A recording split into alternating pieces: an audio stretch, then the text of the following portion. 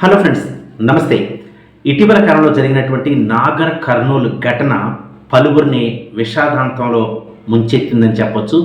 ఇక్కడ కుల వివక్షత చోటు చేసుకుంది అని చెప్పేసి అగ్రవర్ణం వారు మరి సామాజిక వర్గం వాళ్ళని కుల వివక్షత చూపిస్తూ వాళ్ళని అడ్డుకున్నారు. ఒక పసిపాప మరణానికి కూడా కారణమయ్యారని చెప్పేసి పలు వార్తా సంస్థలు కావచ్చు, ప్రింట్ మీడియా కావచ్చు, ఎలక్ట్రికల్ మీడియా కావచ్చు, అన్నీ కూడా ప్రచురితం చేసింది. అందరూ కూడా ఈ విషయం పట్ల తీవ్రంగా విమర్శిస్తున్నారని చెప్పొచ్చు.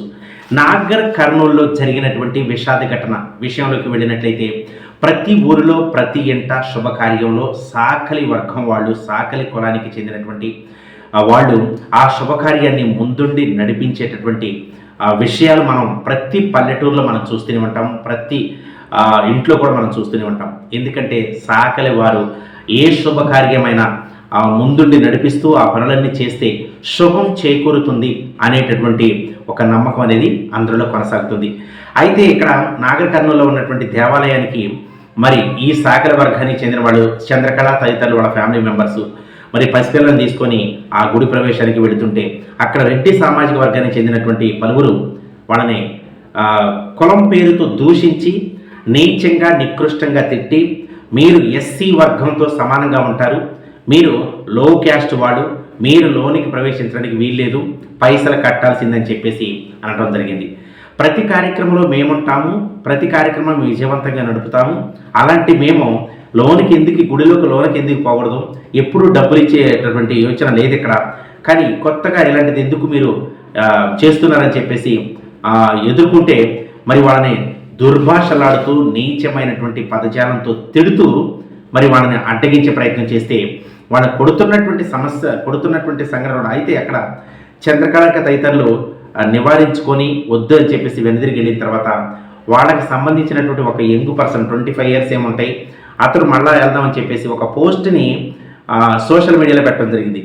ఇలా జరుగుతుంది, సామాజిక వర్గం అయినటువంటి మనల్ని తక్కువ చేసి మాట్లాడుతున్నారని చెప్పేసి దీనిపై అందరూ స్పందించి మళ్ళీ అక్కడికి వెళ్ళటం ప్రయత్నం చేస్తే అక్కడ ఉన్నటువంటి రెడ్డిస్ ఎవరైతే ఉన్నారో ఆధిపత్యం కొనసాగించేటటువంటి సమ్ మెంబర్స్ కొంతమంది మాత్రం వీళ్ళని కొట్టడానికి ప్రయత్నం చేశారు. కొడుతున్నటువంటి సందర్భంలో వాళ్ళ దగ్గర ఉన్నటువంటి పసికందుని ఆ కొట్టే వ్యక్తి యొక్క పాదాల దగ్గర పెట్టి ఆపండి, మమ్మల్ని కొట్టొద్దని చెప్తే కాలితో తన్నినట్లు ఆ బిడ్డను కాలితో తంతే మరి ప్రమాదం జరిగి ఆ బిడ్డ చనిపోవటం జరిగింది. కొన్ని వీడియోలు కూడా బయటికి రావడం జరిగింది.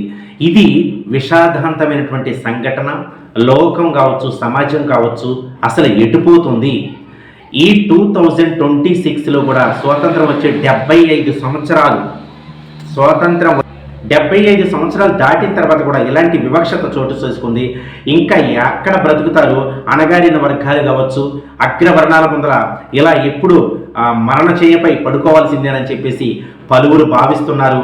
ఇలాంటి సంఘటనలు రాష్ట్రంలో ఎక్కడా పునరావృతం కాకూడదు. కానీ కొంతమంది మీడియా వర్గం ఏమంటున్నారంటే రాజకీయ నాయకులు, రాజకీయ పార్టీలు, మరి తెలంగాణలో చాలా పార్టీలు ఉన్నాయి, ఏ రాజకీయ నాయకుడు కూడా ఇప్పటివరకు స్పందించలేదు, దీనిపై మాట్లాడలేదని చెప్పేసి కూడా చాలామంది సోషల్ మీడియా వాళ్ళు మరి చెప్పడం అనేది జరుగుతుంది. ఇలాంటి విషయాన్ని, ఇలాంటి సంఘటనని తీవ్రంగా ఖండించాల్సినటువంటి అవసరత ఎంతమందికైనా ఉంది. చాలా బాధాకరమైనటువంటి విషయం, విషాదాంతమైనటువంటి విషయం. ఇలాంటి మరలా పునరావృతం కాకుండా ఉండాలి. ప్రజాపాలకులు, ప్రతినిధులుగా వ్యవహరిస్తున్నటువంటి ప్రజాపాలకులు, ప్రజల చేత ఎన్నుకోబడినటువంటి ప్రజాప్రతినిధులు ఎవరైతే ఉన్నారో వాళ్ళు ఈ విషయాన్ని తీవ్రంగా ఖండించాలి. బంధు ప్రీతి చూపించకూడదు, పక్షపాతం చూపించకూడదు, తన పర భేదం లేకుండా దండన అనేది శిక్ష ఎవరికై పడాలి, తప్పు చేసిన వాడికి శిక్ష తప్పనిసరిగా పడేటట్లు చర్యలు తీసుకోవాలని మనస్ఫూర్తిగా కోరుతున్నాను. జై హింద్, జై జవాన్, జై కిసాన్. Thank you.